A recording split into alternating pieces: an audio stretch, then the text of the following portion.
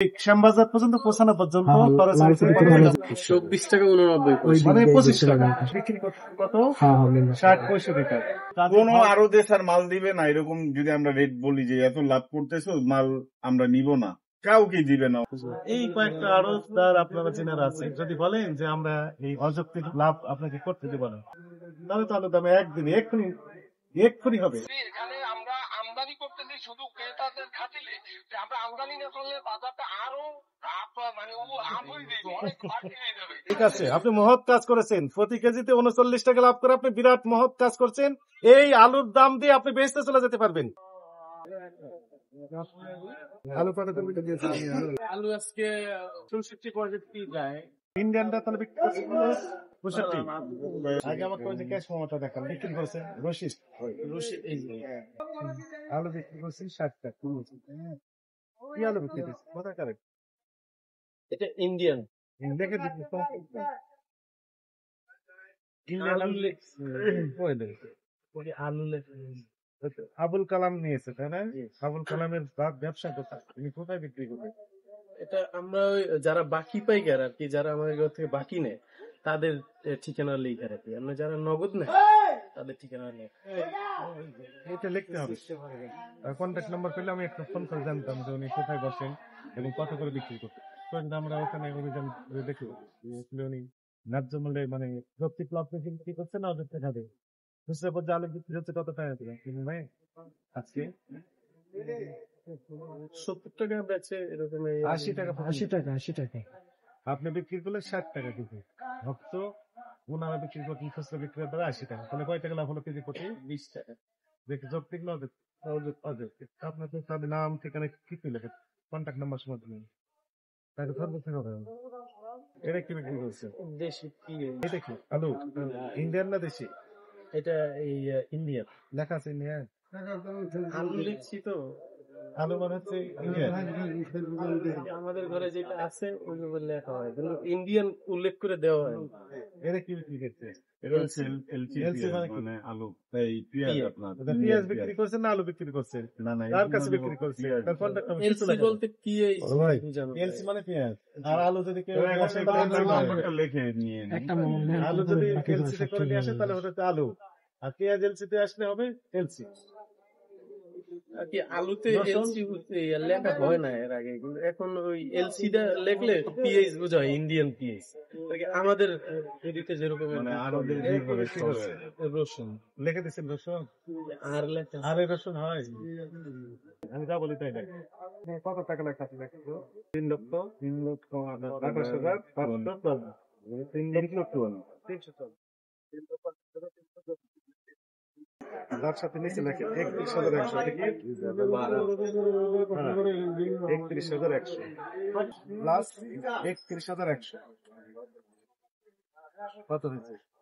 3,59,454 টাকা। ভাগ দেন হচ্ছে 14,440। 14,000 কত টাকা হয়েছে? 24 টাকা 89 পয়সা তার খরচ হয়েছে মাত্র। 25 টাকা পার কেজিতে খরচ করেছে 25 টাকা গাড়ি সহ। এই শ্যামবাজার পর্যন্ত পৌঁছানো পর্যন্ত খরচ হয়েছে 24 টাকা 89 মানে 25 টাকা। পরে বিক্রি কত? 60-65 টাকা। স্যার আমরা তো তাদের কথার বাহিরে কোনো মাল বিক্রি করি না এখানে, এবং তারা আমাদের প্রতিদিন সকালে রেট দেয়। এখন তার বাহিরে যদি আমরা বিক্রি করতে যাই তাহলে তো আমাদের মাল দিব না। এখন আমরা তো তার কথার বাইরে যাই না। আচ্ছা মনে করেন মাল দিবে না, কতজন আলু বিক্রি করে? এখানে অনেক আড়ত আছে, 200 উপরে আড়ত আছে। সবাই আলু বিক্রি করে না? না, সবাই আলু বিক্রি করে না। মানে আমরাও বেশি আলু বিক্রি করি না, আমাদের হইলো পিএইচ আর রসুন। এই কয়েকটা আড়তদার আপনারা চেনার আছে, যদি বলেন যে আমরা এই অযৌক্তিক লাভ আপনাকে করতে দেব না, ক্যাশ মমতে আপনি দিয়েছেন 25 টাকা করে কেজি প্রতি খরচ করেছে ইন্ডিয়ান আলু, আপনি একটা যৌক্তিক লাভ দেখে আমরা বিক্রি করবো, তাহলে সমস্যা কোথায়? তাহলে তো আলুর দাম একদিনে এক্ষুনি হবে। স্যার 30 আমরাও টাকা চাই দিতে পারবেন কমে না। বিক্রি হোক, তাহলে আমাদের ব্যবসার জন্য আমাদের অনেকটা সুবিধা হয়। আমরা কই, সহযোগিতা করছেন না।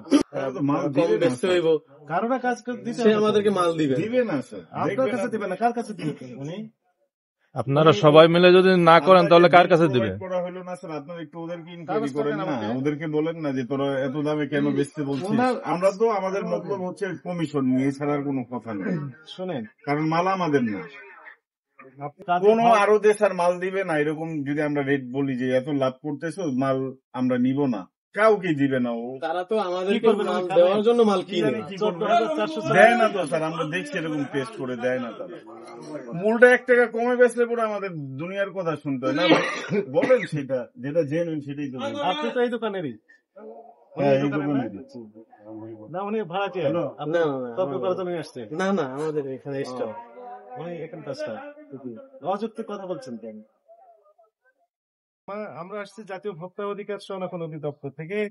আপনার একটি বিষয় আমরা একটু তদন্ত করলাম। সেখানে আমরা যদি দেখলাম প্রতি কেজি আলুর খরচ পড়েছে শ্যামবাজার পৌঁছানো পর্যন্ত 24 টাকা 89 পয়সা। আমরা তর্কের খাতিরে 25 টাকা ধরলাম। আপনি বিক্রি করছেন এখানে 64-65 টাকা প্রতি কেজি। 64 যদি বিক্রি করেন তাহলে 39 টাকা লাভ হচ্ছে প্রতি কেজি আলুতে। আপনি এখন এই বিষয়ে ব্যাখ্যা দেন। লাভ ওরা লাভ যারা করে সেটা ভোটার আলাদা করে। আনাম। ভোটারদের সিন্ডিকেট বা ভোটার কিন্তু আপনি ওই সিন্ডিকেটের একজন অংশীদার। কারণ হচ্ছে যে আপনি নিজে ওই সিন্ডিকেটকে সহযোগিতা করছেন। এখানে আমরা আমদানি করতেছি শুধু ক্রেতাদের খাতিলে, যে আমরা আমদানি না করলে বাজারটা আরো মানে ও আপ হয়ে যাবে, অনেক বাড়তি হয়ে যাবে। আমরা আমদানি করতেছি কিন্তু আমরা আচ্ছা, ঠিক আছে, আপনি মহৎ কাজ করেছেন। প্রতি কেজিতে 39 টাকা লাভ করে আপনি বিরাট মহৎ কাজ করছেন। এই আলুর দাম দিয়ে আপনি বেচতে চলে যেতে পারবেন। 39 টাকা কেজি লাভ করে আপনি বেচতে চলে যাবেন। অন্য ইবাদত বন্দিগার কিছু করতে হবে না। শ্যামবাজার কি অন্য কোনো আলু নেই যে আমি শুধু লাভ করি? হ্যাঁ, এখন আপনি যৌক্তিক কথা বলেছেন। শুধু আপনিই এই বেচতে যাবেন না, ওই পলিসি দিয়ে শ্যামবাজারের অন্যান্য আলুর আড়তদার ওনারাও বেচতে যাবেন, এই তো। স্যার এটা ভিস্তের কথা না, আপনি যেটা বলতেছেন, আমি যেটা ওই যে সেবা দিচ্ছেন, জনগণকে সেবা দিতে আল্লাহ তো খুশি হয়। আমি কিন্তু আমদানি করতেছি শুধু শুধু আমি 1 টাকা কম আজই কথা বলবো।